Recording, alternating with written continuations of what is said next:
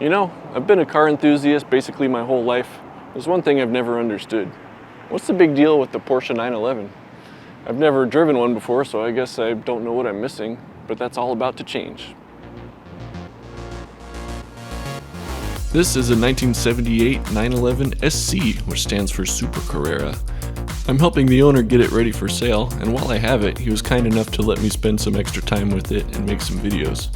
So this one will be the first impressions of somebody who's never experienced a 911 before. Oh yeah, makes a good noise. I've always looked at these as kind of an aspirational status symbol type of car, but there's also such a huge community of fans who claim this is the greatest sports car ever made. But isn't it just kind of a glorified Volkswagen Beetle? This is a point that's been beaten to death and something that Porsche owners are pretty tired of hearing about, but it's not inaccurate. The whole reason the Porsche car company exists is because they were able to use the Volkswagen platform to build their first model, the 356, in the aftermath of World War II. Ever since then, the story of Porsche has been a story of constant refinement and improvement. They developed the 911 in the 1960s, which added 2 more cylinders and lots of other improvements, but it's pretty obvious to see that this is still derived from the original Beetle platform. The most defining characteristic of the 911 is its rear-mounted, air-cooled, horizontally opposed 6-cylinder engine. There's only one other production car that had this type of engine, and that was the Chevy Corvair, which was built to compete with the Volkswagen Beetle. So this doesn't necessarily sound like the best recipe for a sports car, but how is it in practice? Let's check it out. So stepping into the interior, it seems like it's pretty well made. The seats are leather, they bolster you really nicely, and you sit nice and low down. So I like the driving position. Overall, dash is nice. I really like the instruments, a very nice analog set of gauges, and front and center is a nice big tachometer, which is really cool. It's very sports car-like. What's kind of funny is you can't really see the whole speedometer because it's behind the steering wheel.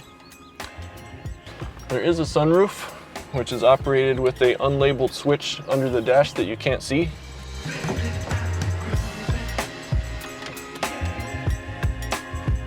I'm pretty tall, I'm about 6'4", and there's plenty of room. I don't feel cramped. I could even scoot this further back if I wanted to. That being said, there's a lot of things in here that don't make sense.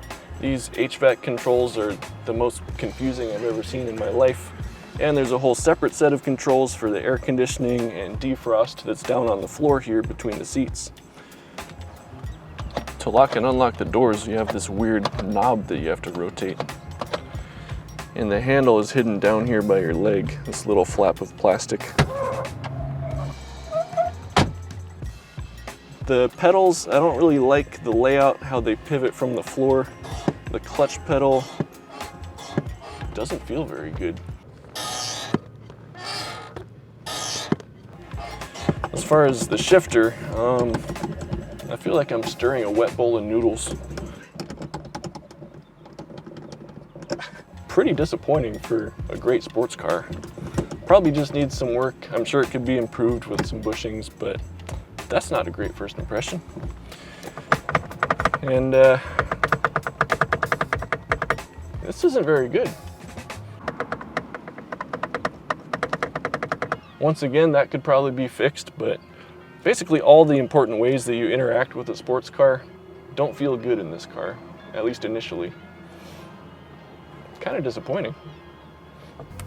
Well, the only way to know what this car is like for sure is to take it for a drive. I'm really hoping it wins me over because I want to understand what the hype is all about. I guess we should talk about what my frame of reference is. Like, what am I comparing this to when I drive it? Well, I think I have some pretty good comparable cars. I have a old German car, 73 Opel Manta, and I have a sports car, 91 Mazda Miata. Those are both unique in their own right. I think the Miata is a great benchmark for what a good sports car should feel like. And so I am keeping that in mind as I drive this thing.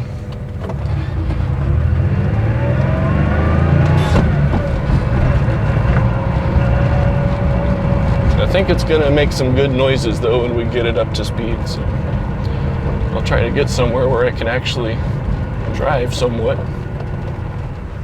Before we get to the fun stuff, I just wanted to see what this car is like in a real life scenario, just driving around town. To me, what makes a sports car fun is that you can enjoy it in all environments. And this isn't my first time with manual steering. My 73 Opel has manual steering, but this is really heavy. And I was thinking, oh, it must be because the tires are so much wider on this. But no, it turns out they're the same size. They're both 205s on both cars. So maybe it's an alignment thing, or maybe it's the sticky tires. I'm not sure.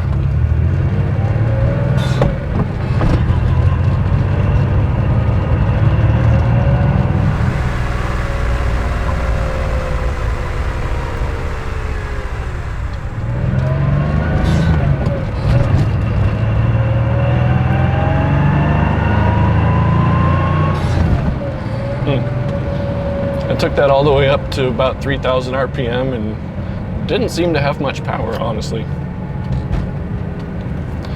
This car from new only had about 180 horsepower, so it's not like it was a beast to begin with, but it's probably lost a few horses over the years. You would expect a sports car to accelerate well off the line, but this actually feels kind of sluggish. It takes a while to get things moving. I've always heard that these cars are designed to be optimal at high speed, so I guess we'll see later. But you have to think about the era, right? 1978, there were not very many good cars in 1978. Actually, let me know in the comments, can you think of any genuinely good cars from this era? Late 70s, early 80s? It was a rough time here in the US especially. To illustrate that point, the 1978 Pontiac Trans Am, arguably one of our coolest sports cars of that year, only made about 200 horsepower out of a 6.6 liter V8.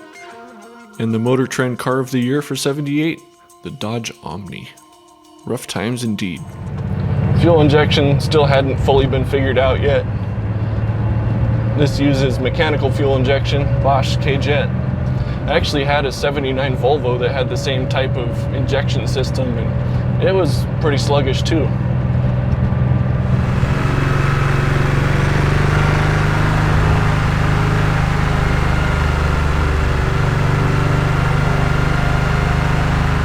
I will say the visibility is pretty good out the front. I like the driving position. I like looking over those two humps of the fenders. Seats comfortable. Suspension feels nice and firm. I'm looking forward to going around some corners and see what that's like. Except for maybe this. Yeah, I gotta fix that.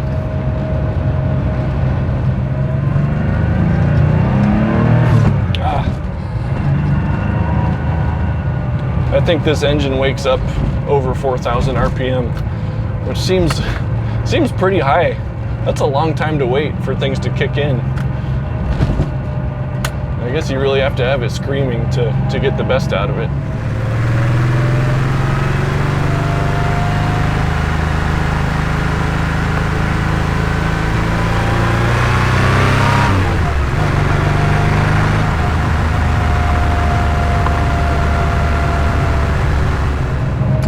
I don't know, driving this in town in traffic really doesn't feel that good. Steering's heavy, the clutch is heavy, the shifter is loose and sloppy. This is sloppy. I don't know. I know some of that stuff could be fixed, but initial impressions, not that good. I'm kind of spoiled with my Miata because I feel like that's fun at every speed in all conditions. Like just getting off the line from a stoplight, it just feels nimble and quick. The gear changes are fantastic. The steering is light and easy.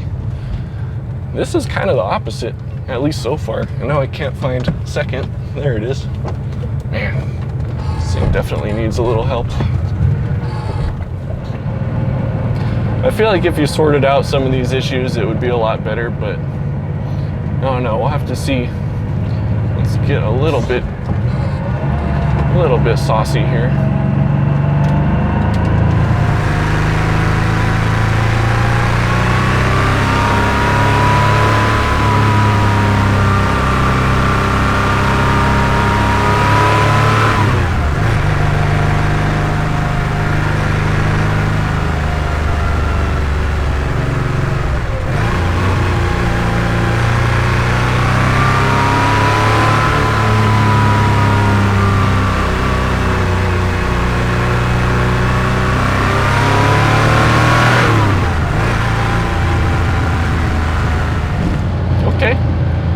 handles really well.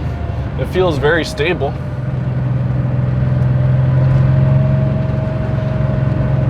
That's good. That lives up to the reputation as far as handling.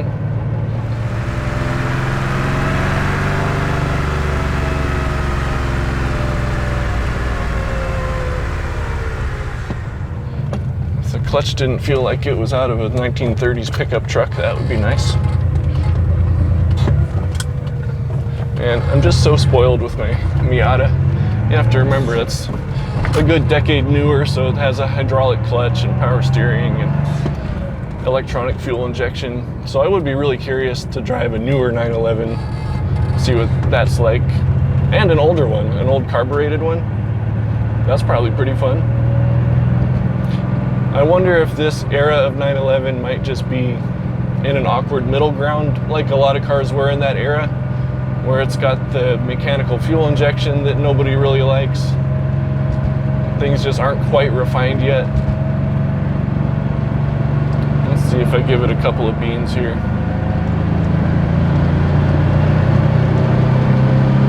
Oh. Okay. It definitely speeds up when you get up in the revs. That's so weird. Everything under 4,000 RPM, it feels slow, but then it starts to pull. That's pretty good. Okay. All right, it's got potential. That feels good. Oh, whoa. All right. I think I see. You just have to be really aggressive with it. That's a little scary. I don't know if I like that.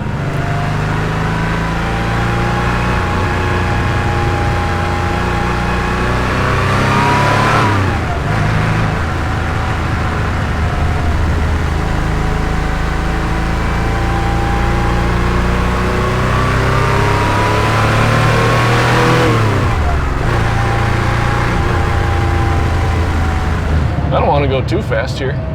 I can see where it's easy to speed in this thing. I will say, once you're up there in the revs, it definitely has more power than a Miata.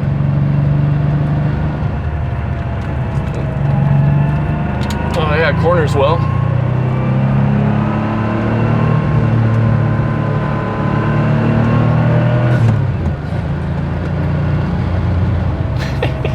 Okay, it's pretty fun. That's so interesting. It's like two different beasts. When you're just driving it in town at normal speed, it doesn't feel good at all, but once you get on a twisty road and let it rev out, I think now I'm starting to see what the fuss is about. Interesting.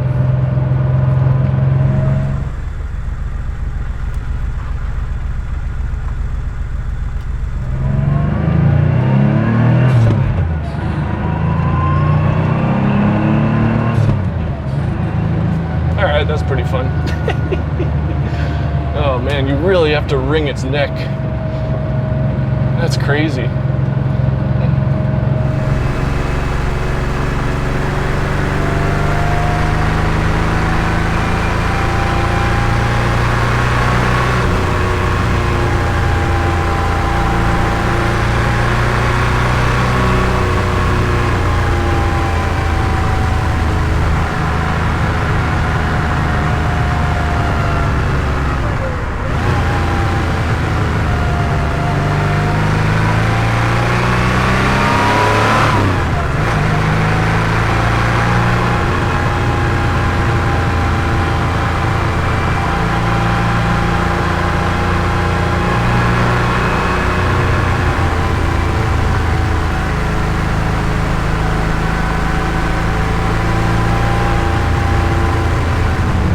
Kind of addictive, I can see that.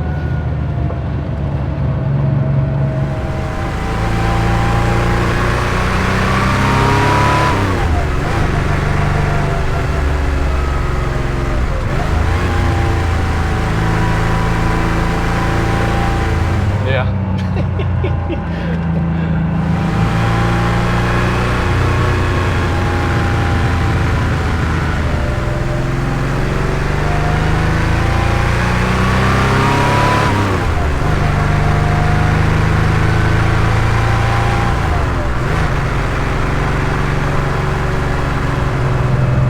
Well, that's really interesting.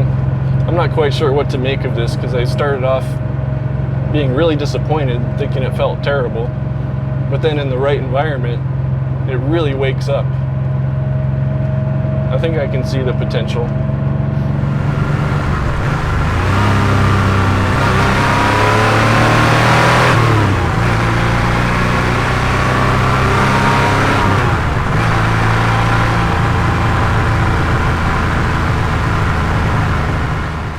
Well, this has been a roller coaster of emotions.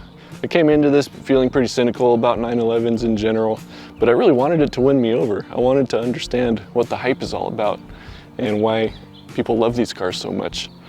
I kind of wanted to become a believer, but driving it was a mix of extreme disappointment at how it feels in town. It's sluggish, it's heavy, it's got that wobbly steering and the wobbly shifter and the sticky clutch. All that stuff really affects the experience, so I think that was part of the disappointment for me. In fact, I was so disappointed I offered to fix these things for the owner, so watch out for that in the next episode. I'm sure those things could be improved or fixed, but didn't make a good impression. But then getting it out on a windy road where you can carry some speed and let the engine sing a bit, then I started to see some of that magic.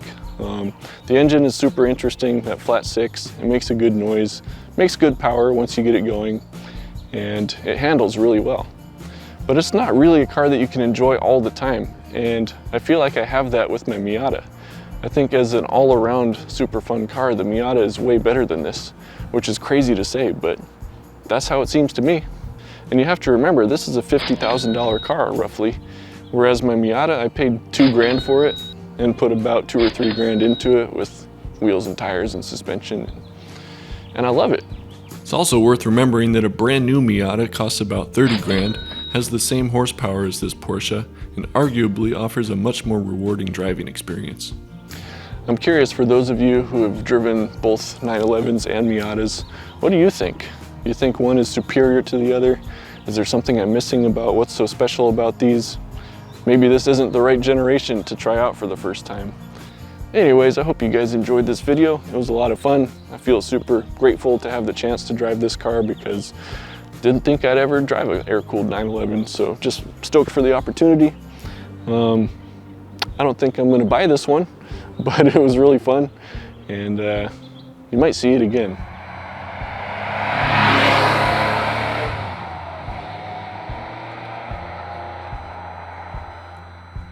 And there's a tiny little fold-down back seat that is only useful if you don't have legs.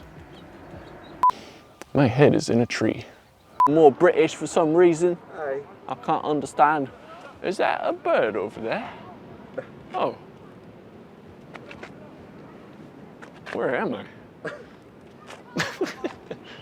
Let me know if I'm wrong. I'm sure some of you are gonna think I'm an idiot, but that's fine. I probably am. Let's find out what the big deal is. I should probably stop talking. And you have these really awkward door locks where you have to twist this knob in order to lock and unlock it, and it's really uncomfortable. You can use your right hand. Oh, well, that's not that bad. I'll wait for this bike.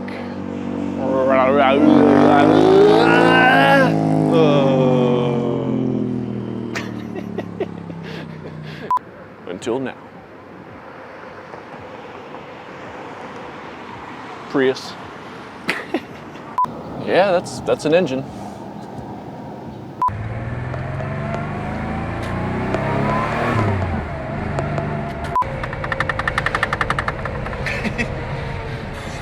Quality. Where's the gear? Oh, this is another 911. They don't care.